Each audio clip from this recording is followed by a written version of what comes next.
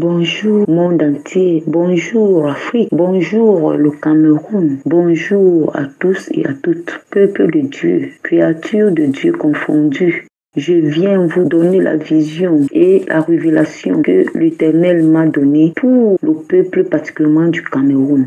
C'était dimanche, vers 23h quelques minutes que je m'étais endormie et je me suis réveillée à 1h40. J'ai une vision qui m'a troublée. La vision était que je me retrouvais dans une maison dite de Dieu, assemblée de Dieu, avec un nombre de personnes et subitement il y a eu comme une secousse à l'intérieur de la maison et dehors il y avait la confusion totale, les cris à gauche, les cris à droite, les hommes accouraient ça et là et les personnes qui étaient avec moi sont sortis brusquement de la maison.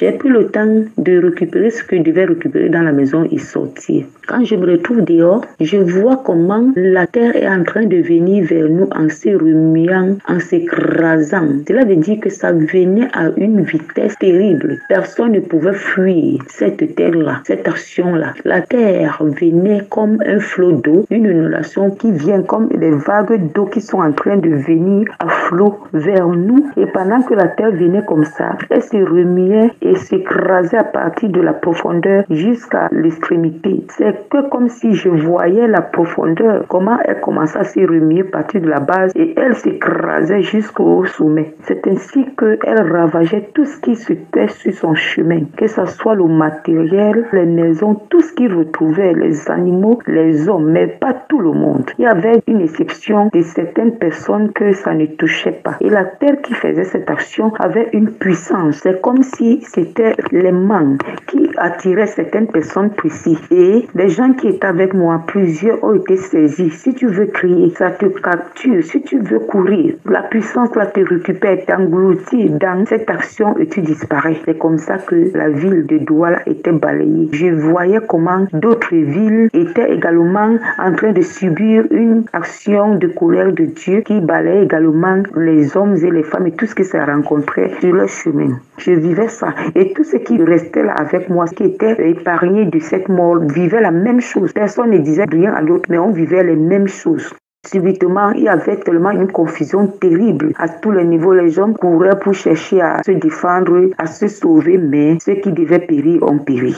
C'est ainsi qu'à un moment donné, je me suis mise à prier, demander pardon pour moi et pour tout le monde entier, particulièrement pour la nation camerounaise. Pendant que je me suis mise à demander pardon, j'ai dit à cette personne de demander également pardon. Nous nous sommes mis à demander pardon en criant, on était vraiment confus. Et alors, directement, cette action s'est arrêtée devant de nous. Quand l'action de la terre s'est arrêtée, la terre qui se remuait et s'écrasait et saisissait les hommes et les femmes, même les enfants de tout âge, les engloutissait et on les voyait plus, ils disparaissaient comme ça. Et après, quand ça s'est arrêté, j'ai couru vers ma droite. J'ai vu comment maintenant c'était le feu qui venait en flot à une hauteur très élevée et à une vitesse. Ça frayait un large chemin. Ça ravageait tout ce qui s'était sur son chemin. Je me suis dirigée vers ma gauche. J'ai vu la même chose là-bas. Et dans la vision, le Seigneur est en train de me dire qu'il a donné des révélations.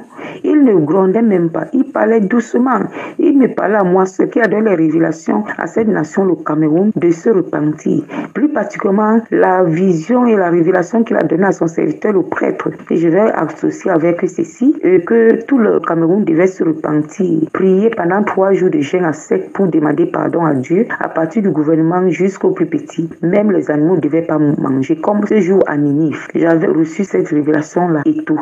Et puis, le Seigneur disait qu'il a donné une révélation à ce monsieur, à plusieurs personnes, et les Camerounais n'ont pas pris cela en compte. Ils ont négligé, ils ont fait de leur manière, pas selon lui. Alors, la colère est là. Il doit établir le réveil mondial international au Cameroun. Il faut que ce réveil soit établi dans la base de la pureté, la sainteté, la base de la liberté, de l'amour. Aujourd'hui, tout est souillé, tout est impur, tout est asservi. Alors, il ne peut pas se mélanger dans des souillures, d'où il est venu nettoyer.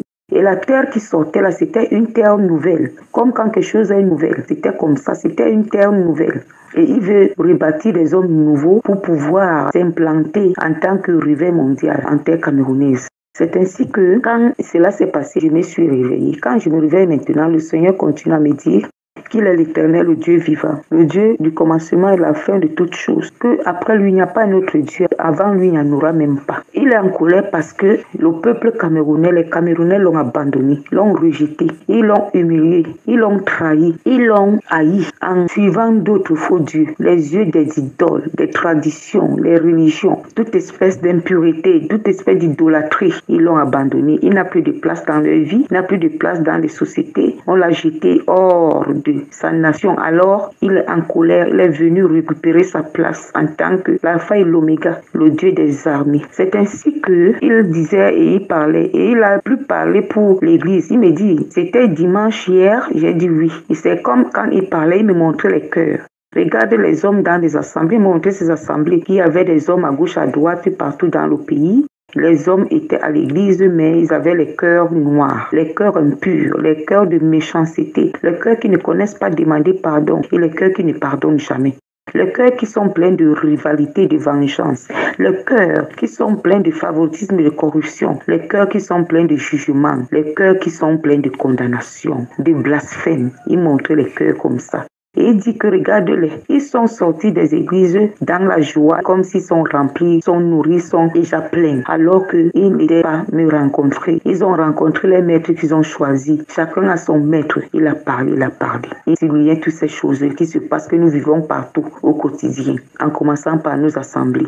Pendant qu'il parlait donc, il dit que les hommes croient qu'il les aime plus que son fils Jésus, que cela est faux. Après, il m'a posé la question, tout ce qui se passe dans les assemblées là, que les hommes viennent avec de tels cœurs, de tels aspects, de telles mentalités, n'est-ce pas la sorcellerie? J'ai répondu oui, c'est la sorcellerie. Après, il me dit, les hommes croient qu'il les aime plus que son fils Jésus, alors que le mystère de la mort de son fils Jésus est un mystère premier, un mystère qui est incomparable, qui est spécifique. Il n'y a pas un mystère comme celui-là, mais les hommes, ils ne veulent pas passer par ce chemin pour atteindre le ciel. Il n'y a pas de chemin. Ils portaient la Bible, ils parlaient de lui dans le mensonge. Ils ne veulent pas vivre la vérité. Et que si quelqu'un s'éloigne de ce mystère, si quelqu'un ne considère pas ce mystère, si quelqu'un néglige ce mystère, si quelqu'un ne se sépare de ce mystère, il n'entrera pas dans son royaume. Il a parlé. Il a dit également que ce mystère est un mystère qui a porté en l'homme un renouvellement de toutes choses, un renouveau. Que ce mystère est un mystère qui apporte en l'homme une liberté totale. Et les hommes veulent aller au ciel chez lui étant esclaves. Qui n'est pas le Dieu des esclaves, mais le Dieu des rachetés, le Dieu des riches. Il a parlé de beaucoup de choses. Il m'a posé la question. Ces hommes qui crânaient, qui étaient orgueilleux, qui étaient hautains, ces hommes-là qui se disaient grands, où sont-ils après cet événement que tu as vu? J'ai dit, papa, ils ne sont plus. Il m'a dit, ils ont amené avec eux leurs richesses. J'ai dit non. Ils ont amené avec eux les idoles qui vénéraient. J'ai dit non. Ils ont amené avec eux le moi qu'ils ont choisi. Ils ont élevé comme un Dieu en eux, le Dieu du moi, de la grandeur, l'orgueil, la rivalité, l'hypocrisie. J'ai dit non. Il a dit que c'est-il à un homme de gagner le monde entier, de perdre son âme. Il a parlé, il m'a donné beaucoup de versets bibliques. Jérémie chapitre 3, à partir du verset 6. Le petit sous-titre est Exhortation à la repentance. Bien-aimés, nous avons besoin de nous repentir. Il a parlé de la manière dont les hommes demandent pardon. Il a dit que les hommes ne pardonnent pas en vérité. Les hommes ne demandent pas pardon dans la vérité. Les hommes demandent pardon dans la corruption, dans l'injustice. Quand ils demandent pardon, c'est que lui, il est saint, lui, il est pur. Alors, ils demandent pardon comme si on les forçait. Ils demandent pardon comme s'ils demandaient ça pour les autres ou demandaient ça pour les leaders religieux. Il demande pardon comme si l'autre, il a offensé, est trop mauvais, il est diable, il est démon, alors que lui-même, il est saint, il est Dieu. Il demande pardon, que ce n'est pas la qualité de pardon là qu'il attend. Il attend un pardon de reconnaissance véritable des erreurs que quelqu'un a faites, de la reconnaissance parfaite. Donc le pardon doit se demander dans la liberté. Le pardon doit se demander dans la vérité en esprit. Le pardon doit se demander dans l'humilité et un amour vrai envers le prochain. Pendant que tu demandes pardon, tu demandes ça pour ton propre intérêt, particulièrement et spécialement. Alors, la demande du pardon a une puissance qui nous libère, qui est tellement profonde. Le pardon doit se demander dans la justice de Dieu. Il m'a parlé de la justice que les hommes ne manifestent pas. Il a parlé que dans la justice, les hommes mélangent la corruption. Les hommes ont les partis pris. Alors les hommes ont les favoritismes. Alors que lui, Dieu n'est pas favoritiste. Alors il a dit que la qualité de pardon là n'a pas de place dans son royaume. La qualité de pardon là ne peut pas sauver quelqu'un. Le pardon véritable est un pardon de vérité. Maintenant, à toi qu'on demande pardon. Tu as intérêt à pardonner. On ne doit pas demander pardon en jugeant. On ne doit même pas pardonner quelqu'un en le jugeant. Et il m'a posé la question. Les gens croient que je les aime plus que mon fils Jésus. C'est faux. Mon fils, le mystère qu'il a passé de sa mort à la croix, c'est un mystère qui est vraiment établi dans la base de la vérité, qui est le premier mystère de tous les temps, qui doit entrer en action pour pouvoir rebâtir l'homme nouveau, pour pouvoir apporter l'homme à la liberté, pour changer la nature de l'homme en esprit en vérité. Ce n'est pas un mystère qu'on joue avec, mais le peuple camerounais, le monde entier joue beaucoup avec ce mystère. Ce mystère, la place qu'il doit occuper dans notre vie, c'est une place de la crainte de l'Éternel. L'Éternel m'a dit, les cœurs qui viennent à ta présence dans les assemblées n'ont pas la crainte de son nom. Celui qui a la liberté de pardonner ou de demander pardon est un héros très puissant, un héros spécial mis à part. Quand on peut arriver à pardonner véritablement, sans distinction, sans corruption ni favoritisme, on a gagné le procès de la vie sur la terre au nom de Jésus. Le mystère du pardon est un mystère, non seulement qui te qualifie en tant qu'un véritable enfant de Dieu, mais qui te transfigure en l'image de Jésus-Christ et ramène en toi la gloire divine. Quand quelqu'un est libre à pardonner, est prompt à pardonner, Dieu le pardonne aussi librement. Dieu le pardonne aussi facilement. Les portes de sa vie sont largement ouvertes. Sa vie coule comme un flot d'eau. Cette personne devient un représentant du royaume céleste sur la terre des vivants. Dieu a parlé. Il a tellement souligné beaucoup de choses que nous vivons au quotidien qui ne sont pas bien par rapport à la parole de Dieu. Et nous sommes là, nous masquons et on fait comme si de rien n'était. Et nous disons, nous sommes enfants de Dieu. Nous ne perdons rien en demandant pardon véritablement. Nous ne perdons rien en rentrant dans ce système de demander pardon comme Ninive. Au contraire, nous gagnons beaucoup de l'amour de Dieu en abondance.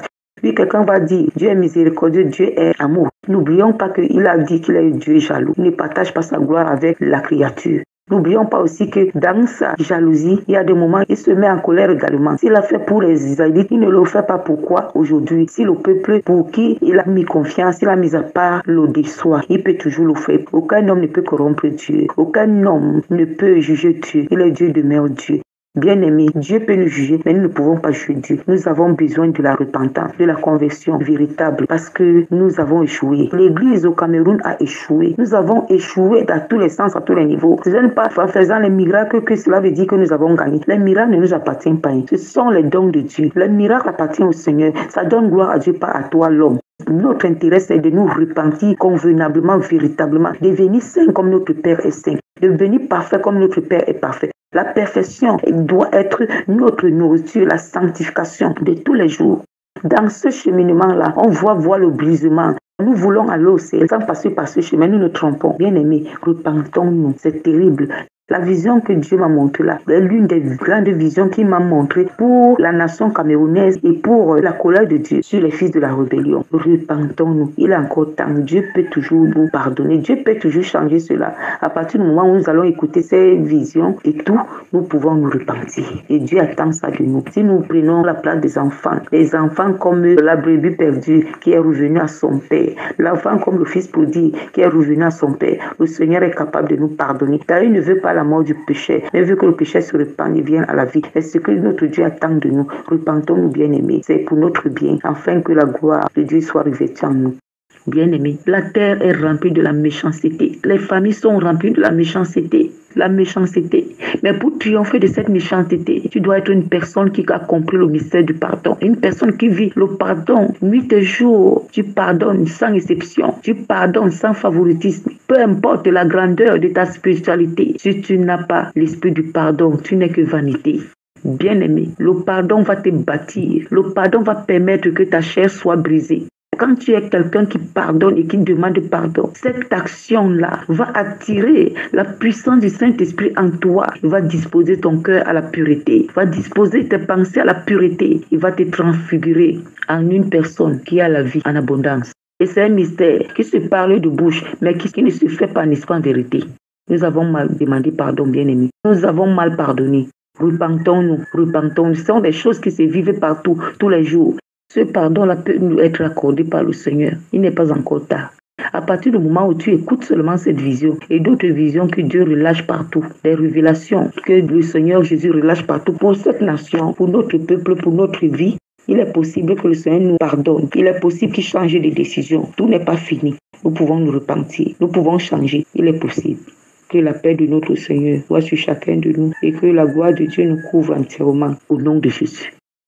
Bien-aimé dans le Christ, je suis le très vénérable Père André-Jules Merlet-Libam, proto-higoumène supérieur général de la communauté monastique de Saint-Benoît. Règle de Saint-Benoît, ora et labora. Nous sommes une communauté monastique orthodoxe dans l'église orthodoxe russe, patriarcat de Moscou, et nous sommes aussi dans le registre catholique. Notre monastère est en même temps orthodoxe, en même temps catholique.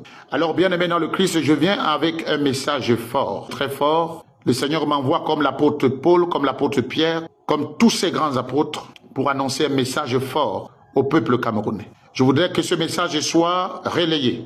Je voudrais que tous ceux qui vont écouter ce message sauvent notre pays, le Cameroun. Dans la plupart des cas, j'ai annoncé un message, ce message a été réel. Je ne viens pas ici pour faire un buzz, mais je viens parce que pendant ma prière, le Seigneur m'a demandé de le faire. Ce message doit être partagé. Je voudrais que ce message arrive jusqu'à la grande maison du gouvernement, dans les oreilles de tous ceux qui aiment le pays, le Cameroun, de tous les dirigeants du Cameroun. Le Seigneur a envoyé un message au peuple camerounais. Il y a quelque chose qui veut se préparer dans ce pays. Il y a quelque chose de grave qui veut se préparer dans ce pays. Mais il n'y a que la prière qui peut briser cela. Il n'y aura que la prière qui va briser cela. Et le Seigneur m'a dit que la prière peut briser cela. Et comme je suis en train de parler, beaucoup de personnes vont prendre ça comme si c'est la blague. Mais moi, je dis, je ne fais que mon travail. Je ne suis pas venu ici pour faire quoi que ce soit. Je ne suis pas un homme de buzz. Pour ceux qui me connaissent, je suis début dans les réseaux sociaux. Je voudrais juste que mon message soit soutenu. Je voudrais qu'on écoute ce message parce qu'il est vrai, il est réel. Le Seigneur a demandé que le gouvernement camerounais organise un jeûne de 3 jours à la fin de ce carême. À la fin de ce carême, à l'entrée de Jérusalem. Ça veut dire avant le dimanche des rameaux. Avant le dimanche des rameaux, que le gouvernement camerounais, le gouvernement de notre pays, organise un jeûne de 3 jours. Et que le gouvernement impose que ce jeûne soit respecté par tout le monde. Les ministres, les directeurs généraux, je dis bien tous les membres du gouvernement, que ce jeûne soit fait comme à Ninive, comme ça s'est produit à Ninive, que les bêtes n'aient pas de quoi manger, les animaux domestiques n'aient point de quoi manger, que ce jeûne soit organisé et que l'ordre vienne du gouvernement. Je parle du gouvernement, s'il vous plaît, je vous en prie.